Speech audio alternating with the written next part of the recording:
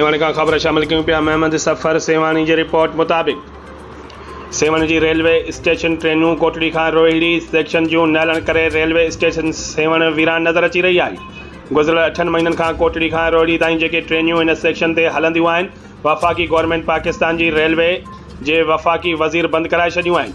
जेकी कोटड़ी खां रोहिड़ी ताईं जेके माण्हू रेलवे जो सफ़र कंदा हुआ उहे सख़्तु परेशान नज़र अची रहिया आहिनि। जॾहिं त कोटड़ी खां रोहिड़ी सेक्शन ते केतिरियूं ई रेलवे स्टेशनियूं आहिनि, उहे पिणु 8 महीननि खां मुसलसल वीरान नज़र अची रहियूं आहिनि। जॾहिं त रेलवे स्टेशन जा मुलाज़िम पिणु परेशान नज़र अची रहिया आहिनि। खुदा कुझु सिंध जे अवाम ते रहम करियो।